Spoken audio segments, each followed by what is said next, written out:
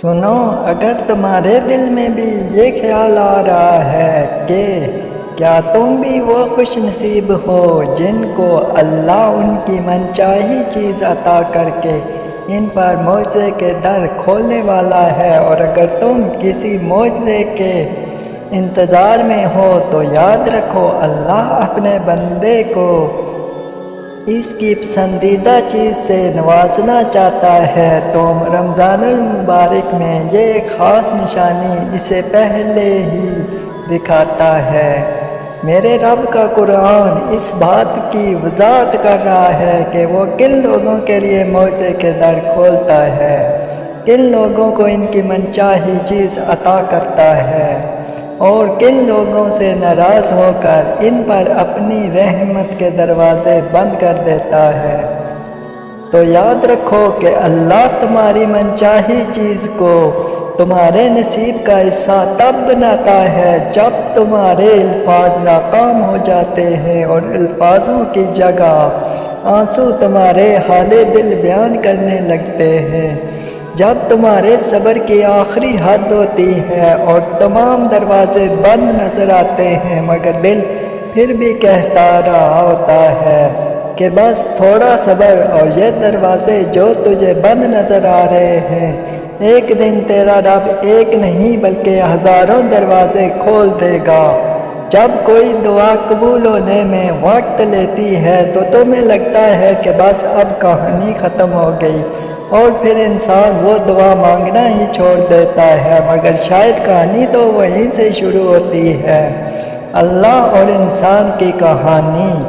وہ کن کہتا ہے اور معجزے ہو جاتے ہیں، وہ کن کہتا ہے اور تکلیفیں نعمتوں میں بدل جاتی ہیں،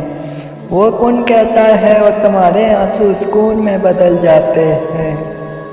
وہ کن کہتا ہے اور ٹوٹے دل جڑ جاتے ہیں، وہ کن کہتا ہے اور بند دروازے کھل جاتے ہیں اور راستے آسان ہو جاتے ہیں، اور بس کن کہتا ہے اور چیزیں ہو جاتی ہیں۔ یاد رکھو تقدیر اور قسمت سے زیادہ طاقت دعا میں ہوتی ہے، اور جانتے ہو کہ وہ کون سی ایسی مخلوق طاقتور دعا ہے جو تمہیں دونوں جہاں کی ایک ایک چیز خرید کر دے سکتی ہے، وہ ہے اللہ سے ہدایت کی دعا۔ اس دعا میں اتنی طاقت ہے کہ اللہ کہتا ہے کہ جب میرا بندہ میرے پاس ہدایت کی دعا لے کر آتا ہے تو مجھے اس پر اس قدر پیار آتا ہے کہ میں اسے اس کی پسندیدہ دعاؤں پر کن فرما دیتا ہوں اور اس کی دنیا اور آخرت دونوں سنوار کے رکھ دیتا ہوں۔ اور اگر تم اللہ سے اپنی منچاہی چیز چاہتے ہو تو یاد رکھو کہ جب بندہ مومن اپنے رب کے ساتھ مخلصانہ تعلق رکھتا ہے اور اس میں کوئی منافقت نہیں رکھتا، کوئی فریب نہیں، تو اللہ کا تعلق بھی اس کے ساتھ ویسا ہی ہے۔ اللہ فرماتا ہے کہ میرے بندے میرے بارے میں جو کچھ گمان کرتا ہے میں وہی سلوک اس کے ساتھ کرتا ہوں۔ اور اگر تم اللہ سے معجزے کے در کھلوانا چاہتے ہو تو اللہ سے بڑے بڑے گمان رکھو۔ یاد رکھو وہ نصیب کا ہر لفظ بدل سکتا ہے اور زندگی کا ہر پہلو تمہاری چاہت کے مطابق بنا سکتا ہے۔ رب ہی ہے جو مانگنے پر خوش اور نہ مانگنے پر خفا ہو جاتا ہے۔ اور اگر تم یہ سوچ رہے ہو کہ اللہ تمہاری پسندیدہ چیز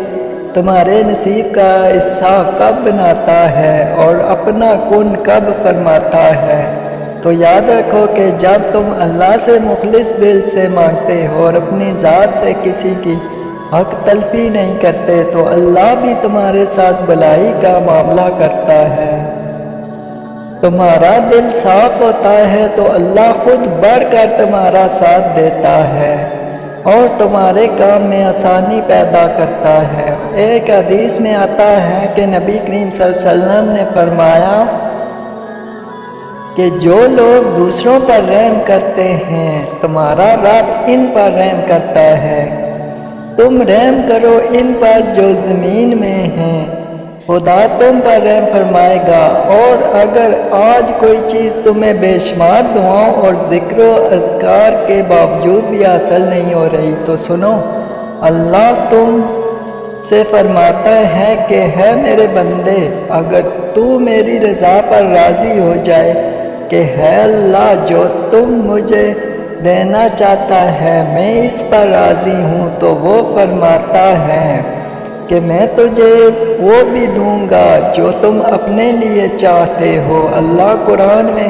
قسم کھا کر کہتا ہے کہ جس نے مجھے راضی کر لیا میں یقیناً ہر پریشانی سے نجات اور پرسکون زندگی عطا کروں گا۔ سنو، اگر اللہ نے تمہارے دل میں کسی چیز کی چاہت ڈالی اور اسے پانی کی تڑپ تمہیں تہجد تک لے آئی تو دیکھنا تمہاری دعائیں سنی جا چکی ہیں، تمہارے صبر کا صلہ لکھا جا چکا ہے۔ اب تمہیں تمہارے یقین کے معجزے دکھائیں گے تاکہ تم جان سکو کہ مخلص دل اختتام میں ہمیشہ جیتتا ہے، اور تقدیریں اللہ کے ایک اشارے پر